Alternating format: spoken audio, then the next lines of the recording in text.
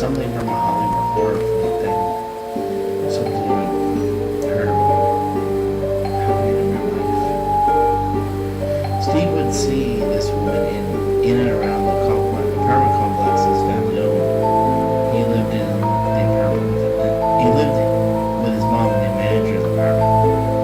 And at one point, my fiance decided to take up residence in a unit at the other end because we wanted to move into town closer to our family.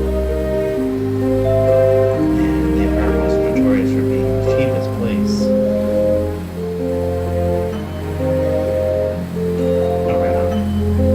place around and not doing credit checks.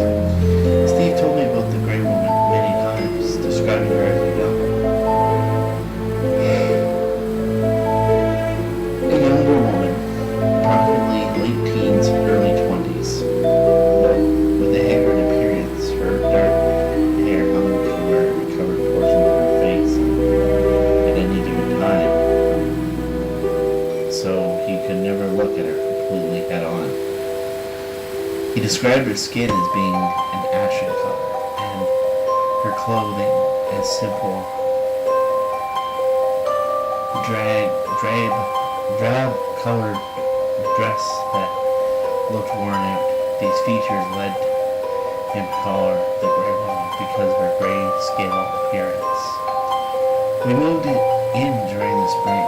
The place was already spooky enough, considering the other residents were all creepy in their own ways. There was approximately 10 units in total that sat side by side in this one-story building.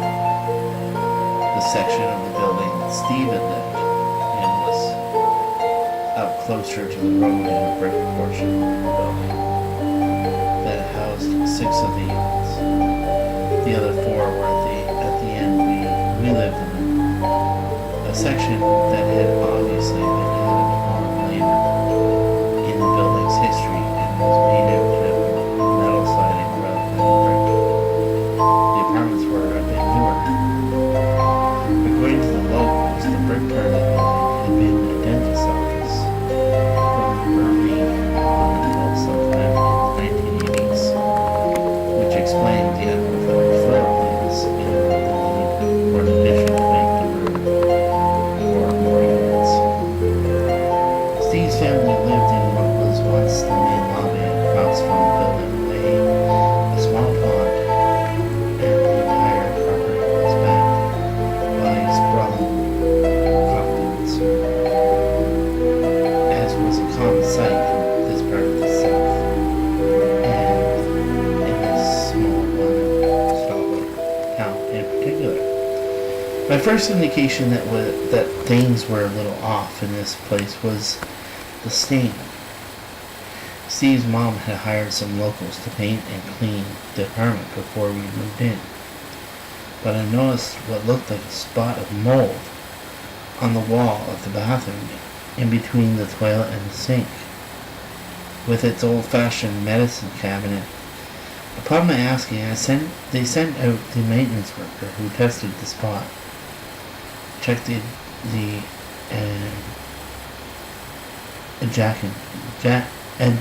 adjacent neighbor's wall, and even went as far as to cut into the wall because he suspected a leaking pipe and had grown mold inside the wall. When he cut the wall open, there was nothing on the other side. They replaced the section of the drywall, and it held up until the following week, when I noticed the stain had reappeared in the same spot. We decided to ignore the stain after that, chalking it up to some weird occurrence that wasn't really a major concern. Then our pets began acting up. One morning we awoke to a loud wailing scream from outside our bedroom. It sounded like a baby, but at this point we hadn't even had our son yet. At the same time my fiancé had ran to the door, a younger cat came bolting into our room, terrified and shaking. Our other cat was nowhere to be found, and eventually we did find him beneath the couch, but he wouldn't come out at all. We had no idea where the scream came from, and the ascertained that it must have been the cat getting spooked by someone or something, a mouse perhaps. We knew that the noise wasn't another tenant because it definitely come from our apartment. Fast forward to a few months later in the fall. I was in the middle of coming inside from hanging in the laundry in the back. We had a common little clothesline that, as the building had no washer and dryer outlets, and the families who could not afford laundromat often had washed their clothes as I was doing on this day. And as I was about to enter the screen door in the back of our apartment that led into our bedroom, it looked like the unit had saw. I looked into the unit and had saw something staring back at me from the other side, from the front screen door. I had the doors open between the back and the front doors to allow air to circulate around the stuffy apartment, and this gave me the straight path between the front and back screen doors to look through and see this, whatever it was. It looked like a woman, it looked like a woman in an ill-fitting dress. She stood at the front door as if she was waiting for me to return and see her. As soon as I did,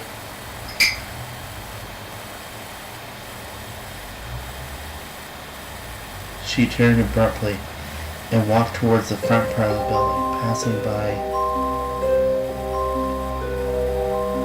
the other units on our side. I ran through the house and out the front door, wanting to catch sight of whoever it was that had been peeping in our front door. I saw no one. The neighbor of the next unit, John, had been sitting outside the entire time at the small the neighbor of the next unit, Dawn, had been sitting outside the entire time at our small patio table and hadn't seen anyone pass. But because of the location of her seat, they would have had to walk right by her to continue in the direction I saw the woman take. This was my encounter with the gray woman. I told Dawn what I had seen, and she responded with her own equally chilling story. I happened of having had a similar experience in one of the other units when she first moved in and had lived in a smaller one bedroom home on the other side.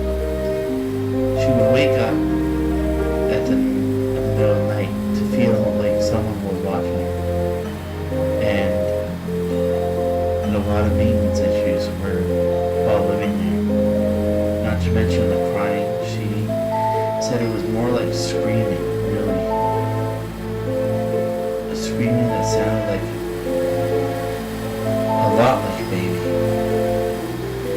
Like any good, true, scary story, the real credibility comes within the research. Months after we had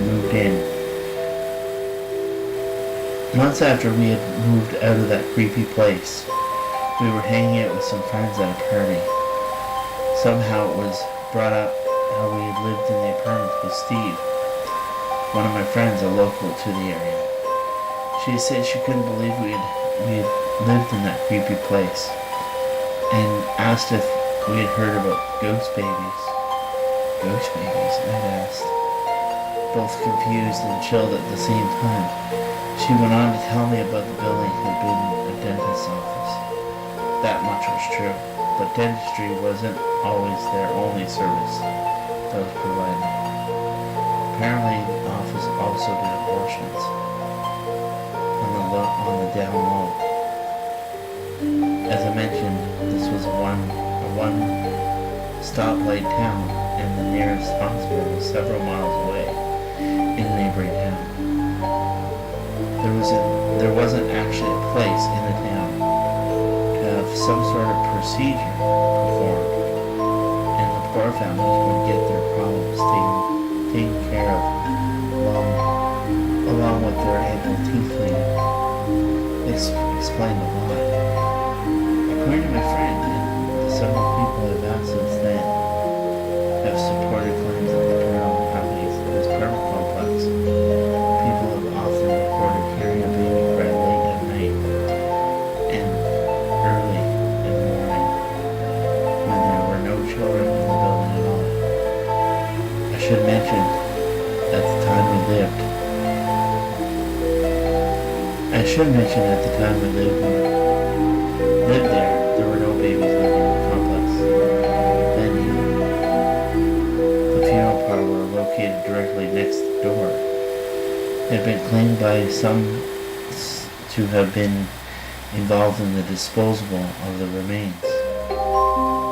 Though that claim has never been proven, the gray woman, I have guessed, may be a grieving mother to one of these aborted children. Perhaps she even died during the operation. The most terrifying